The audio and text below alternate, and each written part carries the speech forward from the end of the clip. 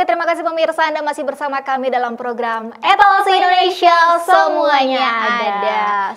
Oke. Seperti yang tadi sudah kita janjikan nih Krisna, kalau kali ini kita akan membahas yang lagi viral banget di TikTok nih. Terkait permainan role play yang mungkin banyak pemirsa yang nggak tahu, jangankan pemirsa. Betul. Aku pun ini jujur baru tahu terkait Benar. role play. Kira-kira nanti ini ada dampaknya apa sih kira-kira? Cuma sebelum itu mungkin nanti kita akan hadirkan juga narasumber yang konsen terhadap psikologi ya, psikologi komunikasi ya. Komunikasi. Namun kita saksikan dulu pemirsa, ini informasi mengenai role play dengan video berikut ini pemirsa. Sebuah video viral menampilkan seorang ayah yang tengah memarahi dan merekam anaknya lantaran bermain role play di media sosial TikTok. Sang ayah memarahi anaknya lantaran sang anak memainkan peran dewasa serta kerap dipanggil dengan julukan mama. Bahkan sampai berperan memiliki anak. Lalu, apa itu permainan role play yang sedang ramai diperbincangkan? Role play atau role playing sederhananya adalah kegiatan memerankan atau melakukan bagian dari seseorang atau karakter. Aktivitas role play banyak digunakan dalam ranah profesional, seperti teknik dalam pelatihan kerja dan psikoterapi fobia. Namun permainan role play di media sosial jauh lebih kompleks. Seorang pelaku role play atau disebut role player akan membuat profil karakter fiksi dan menggunakan penampilan artis atau tokoh publik yang mereka idolakan. Ini mirip dengan akun parodi yang sempat populer, tetapi seorang role player pada dasarnya berusaha membangun latar belakang cerita pada akun role play mereka. Tak hanya di TikTok, role play juga ada di jejaring sosial lainnya seperti Twitter, Facebook, Instagram, hingga Line. Para role player saling mengikuti dan berinteraksi tanpa mengenal identitas asli masing-masing. Permasalahan yang kerap terjadi di dunia role play adalah banyak anak usia di bawah umur yang memainkan peran tak pantas serta mengunggah konten yang tak senonoh. Hal itu bisa dipicu oleh sejumlah faktor, terlebih dengan rasa ingin tahu yang besar dan akses internet yang sangat luas.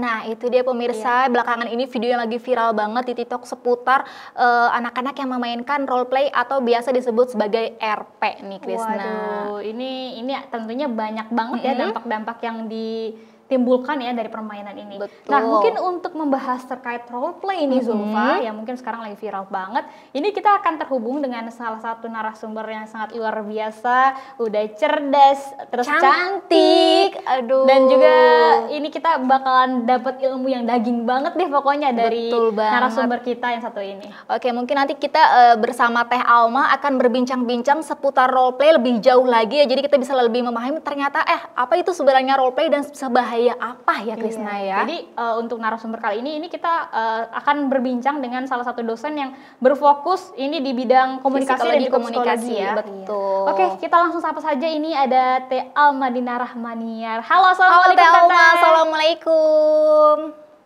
Halo, waalaikumsalam warahmatullahi wabarakatuh. Gimana kabarnya Teh? Baik? Alhamdulillah, baik. Alhamdulillah. Waduh, Teteh makin cantik aja hari ini. Betul. Ya kan? Dengan kerudungnya warna biru sama matching juga. Ya, masih matching. Senang sekali akhirnya bisa kembali berbincang-bincang dengan Teh Alma ya Krisna ya. Oke, ngomongin terkait role play nih, langsung aja nih. Tadi kan kita sudah sedikit membahas terkait role play nih Teh. Ini mungkin dari segi pembahasan Teteh ataupun menurut Teteh ini dampak dari yang ditimbulkan dari permainan role play ini apa Teh kira-kira? Dampak negatif terlebih dahulu kali ya Krisna mungkin ya. Dari dampak negatif, terus juga mungkin kira-kira ada nggak sih dampak positifnya juga? Iya, kalau berbicara sesuatu hal itu pasti ada dampak negatif dan ada dampak positifnya juga. Kalau kita berbicara dampak negatif ini tentu banyak sekali ya, jadi mengkhawatirkan sekali permainan role play ini karena dikonsumsi oleh anak yang tidak sesuai dengan usianya gitu. Jadi tentu akan berdampak negatif seperti misalnya dampak kecanduan, si anak ini akan jadi edik gitu ya terhadap permainan role play ini karena memang permainannya menarik. Kita bisa, namanya role play, kita bisa bermain peran untuk menjadi peran siapa sih yang kita inginkan atau kita idolakan misalnya seperti itu.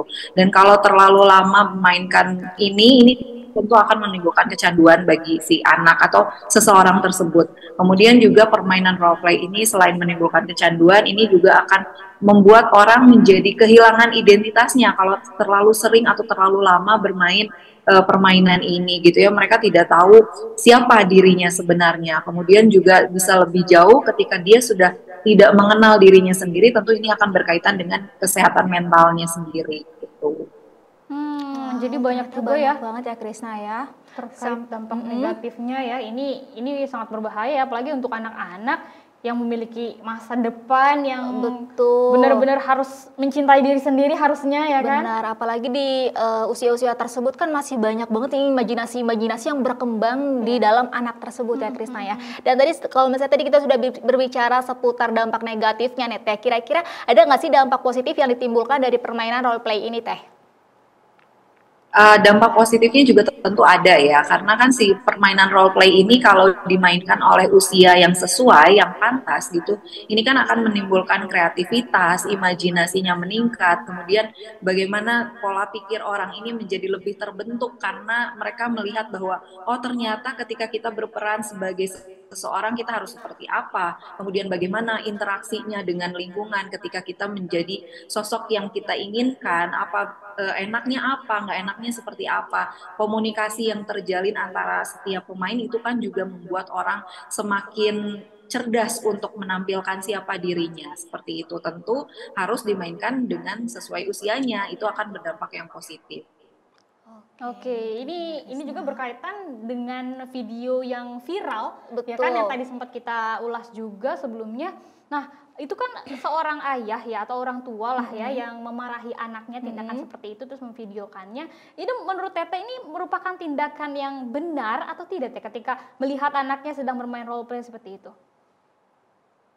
Sebetulnya untuk melihat yang tayangan tadi ya, ketika kita memarahi anak di depan umum itu aja sudah merupakan sesuatu hal yang kurang tepat ya, perilaku yang kurang tepat.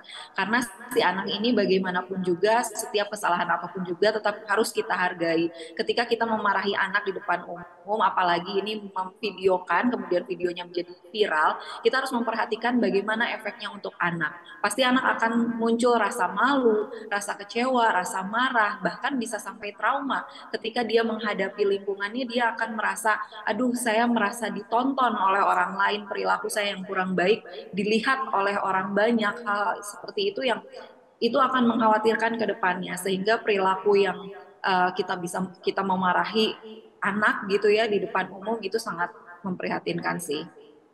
Jadi mudah-mudahan ini bisa menjadi sebuah pembelajaran juga ya untuk orang Betul. tua ketika hendak memarahi anak harus lihat tempat juga, situasi juga karena sangat berpengaruh dan berdampak sekali ya Teh ya terhadap Tentunya psikologis pada anak tersebut mental ya. ya, betul banget nih.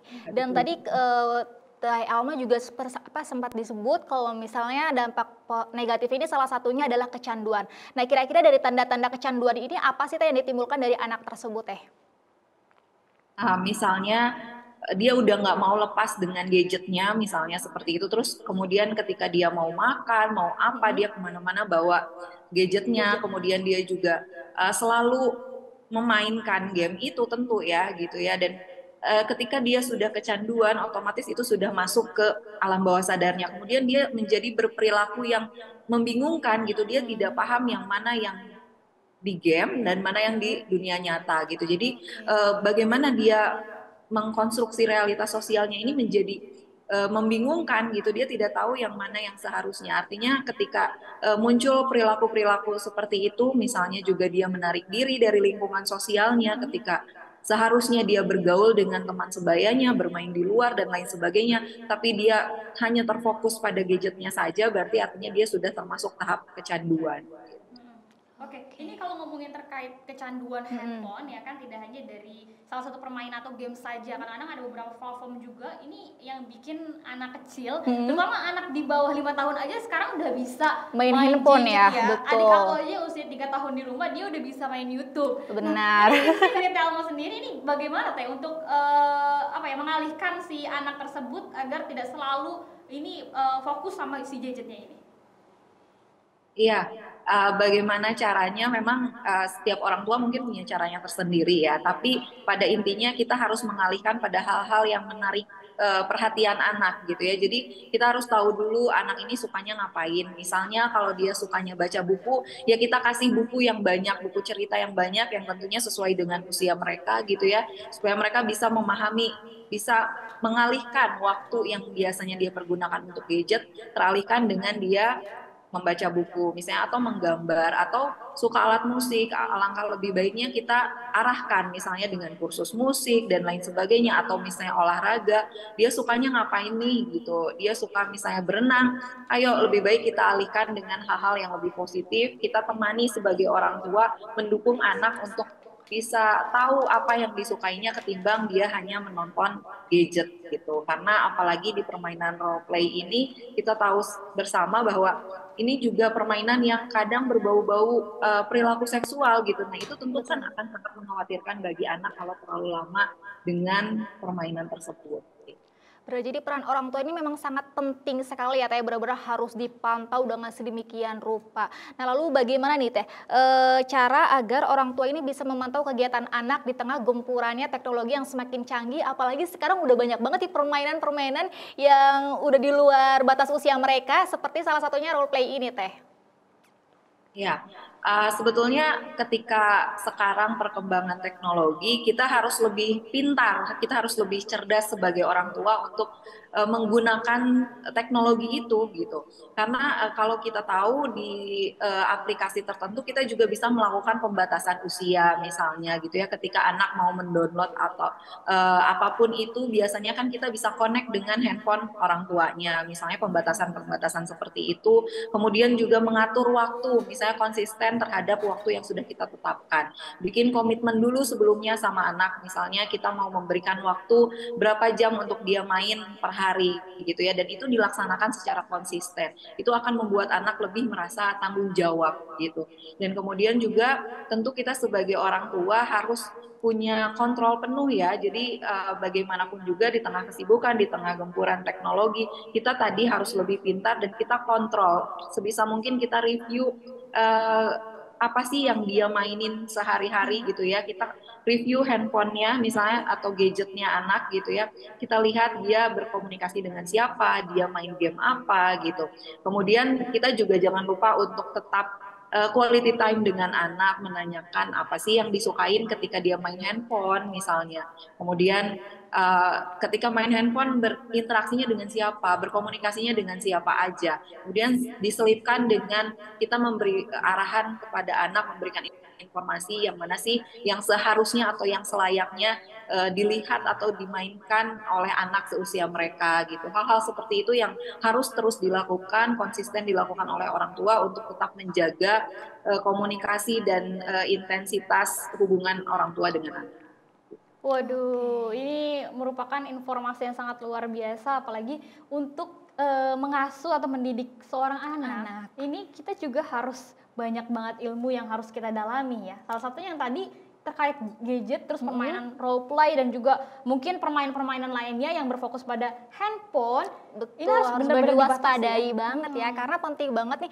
Apalagi kadang kalau misalnya anak kecil nih masih rasa ingin tahu ini masih besar, jadi kadang suka lagi yang viral ini langsung di otak-atik gitu ya. Iya. Aduh Teh, terima kasih banyak ya, ini informasi daging semua, informasinya sangat luar biasa, memberikan kita pengetahuan yang sangat benar-benar juga. Aku role play aja baru tahu kali ini, seriusan. Alhamdulillah ya Krisna ya, jadi banyak banget ilmu-ilmu baru yang didapatkan dari Teh Alma tadi nih. Wah. Teh, terima kasih banyak, sehat-sehat terus ya Teh. Terima kasih banyak Teh Alma. Iya, sampai jumpa. Assalamualaikum Teh Alma.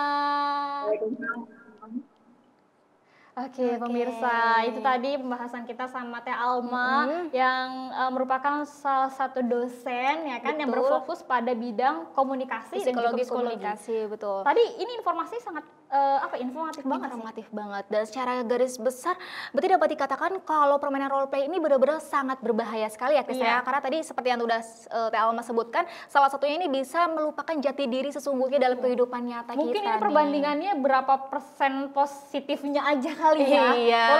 Ada sisi tergantung dari ada batasan usia yang dimainkan. Padahal kalau misalkan dia tergantung batasan dengan usia, yang berpatokan dengan usianya, kalau misalkan dia perdalam itu bagus loh untuk perkembangan imajinasi si anak. Cuma kadang-kadang ini kan yang jadi bahan perbincangan kali ini terkait anak ataupun masih bocah terus sudah memerankan orang dewasa. Ini yang jadi permasalahan. Konteks yang di luar usianya ini kan menjadi suatu hal yang mengkhawatirkan ya, apalagi dengan imajinasi mereka yang tinggi takutnya menimbulkan sesuatu hal yang tidak diinginkan juga. Iya, oke itu pemirsa sekilas pembahasan terkait role play. Nanti kita akan balik lagi Zulfa, kita akan coba untuk jalan-jalan kali ya. Benar ya, daripada kita bermain role play yang kita juga nggak tahu sebenarnya ini apa sih ya. Mending kita nanti akan ajak Krista dan juga para pemirsa di rumah untuk jalan-jalan ke mana ya? Kemana ya? Kayak deket-deket aja deh ya, jangan terlalu jauh-jauh ya.